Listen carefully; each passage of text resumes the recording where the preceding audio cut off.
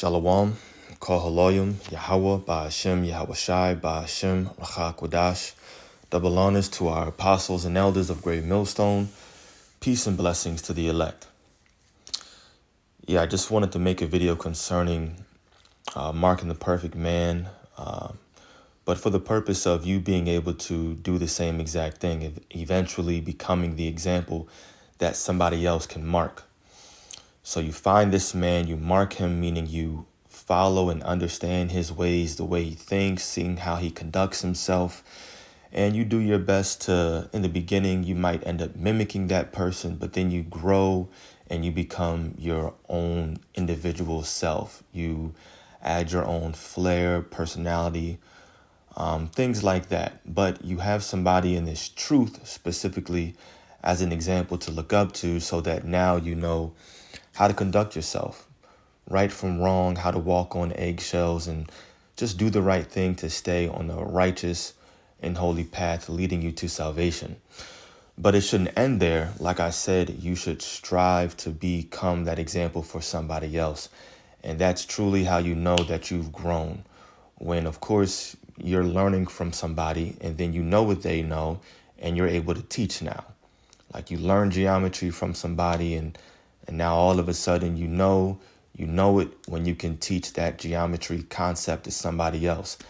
As an example, it's the same thing for us in this truth. We should be striving to be that example for somebody else. And that's how you take good heed of the flock. That's how you watch over the flock and do your best to ensure your own salvation. And then, of course, helping those around you. So I want to start here in the book of Philippians chapter 3 and at verse 17. It says, "Brethren, be followers together of me, and mark them which walk so, as ye have us for an example." So Paul is saying, look, mark me, mark these other guys that are following me. You have us as an example, how to conduct yourself, what to do, right, in certain situations. Verse 18, "For many walk, of whom I have told you often, and now tell you even weeping, that they are the enemies of the cross of Yahweh Shai." So he's saying, look, follow us because you have other people, they're blasphemers, boasters, they're prideful, truce breakers.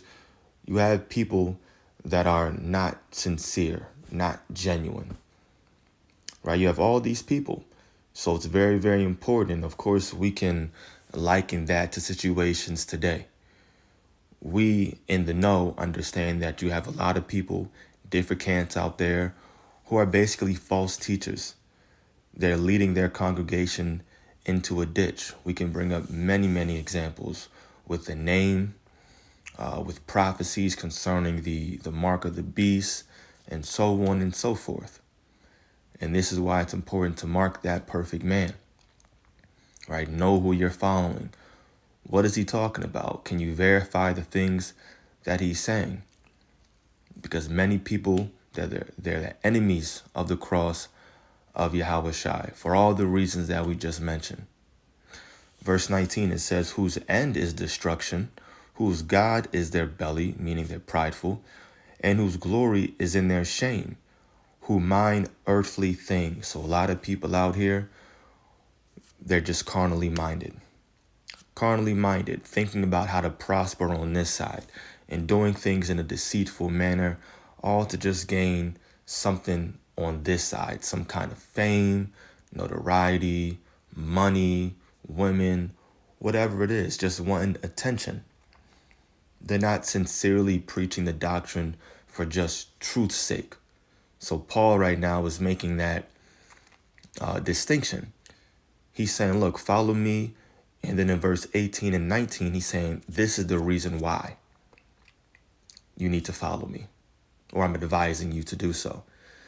Now, we read the Bible and we have examples all throughout the scriptures of how certain holy men conducted themselves in different situations.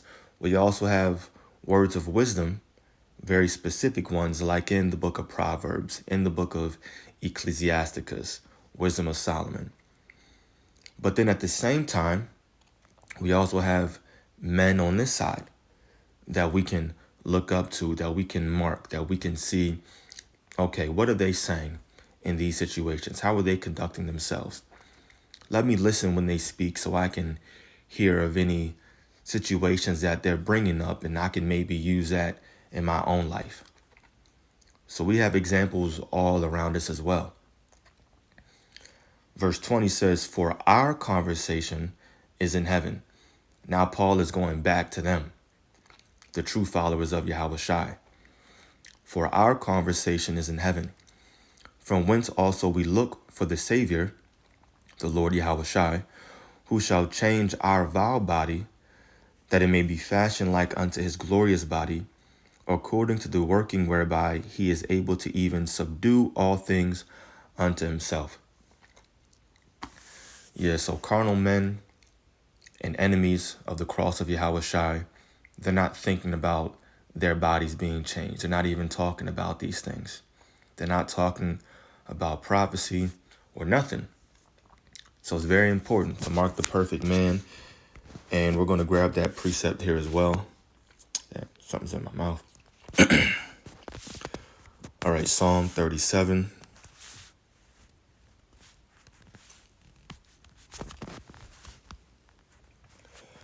Verse 37, I want to highlight it. It says, "Mark the perfect man and behold the upright, for the end of that man is peace." So you mark him, you follow him, like I've been saying this entire time. Right? For the end of that man is peace. Meaning if he's on a righteous and holy path leading up towards salvation, it would be very wise of you to do your best to do the same exact thing that that man is doing, so that your end can also be peace as well. Now, like I said, it can't stop there. You can't just say, okay, you just keep marking and following somebody forever, right? Eventually, you come into your own being. You go through different trials and tribulations, and you gain your own kind of experience, and the Lord sups with you on an individual level, and you have your own wisdom to share. You know how to conduct yourself now in different matters, and you should strive to also become that example. So I'm going to go here to 1 Timothy chapter 4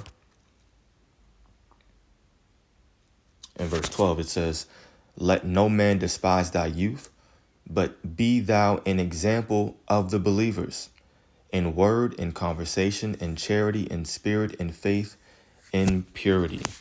Let's read that in the NLT. Basically says the same thing. "Don't let anyone think less of you because you are young. Be an example," like spiritually young, right? You may be new into this truth, but at the end of the day, look, you're doing the right thing, especially not anybody in the world. Yeah, we're supposed to be at peace with all men. You be humble, you be meek, all these things, but you know when it's time to stand up for yourself. You know how to conduct yourself, right?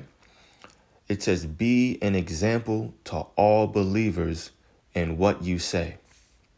Be an example to all believers in what you say, in the way you live, in your love, your faith, and your purity. So you should strive to become that example. You never know who's watching you. Even if you are a young man in this ministry, you just came in.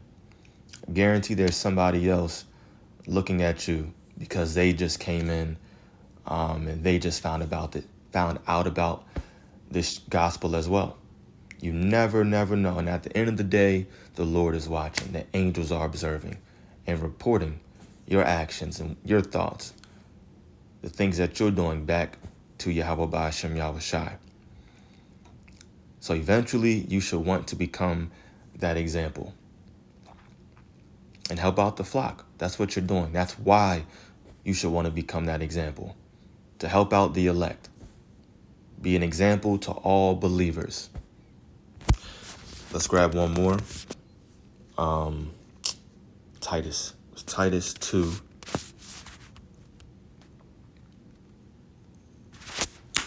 I'll read the KJV again and then the NLT. Why not, since I have it up.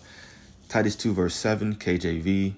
"In all things showing thyself a pattern of good works, in doctrine, showing uncorruptness, gravity, sincerity, sound speech, that cannot be condemned, that he that is of the contrary part may be ashamed, having no evil thing to say of you. And that's the other thing as well. You show a pattern of good works and you become a holy example. And not only do believers see you and like, wow, look at this man. I need to mark him. He's doing something right.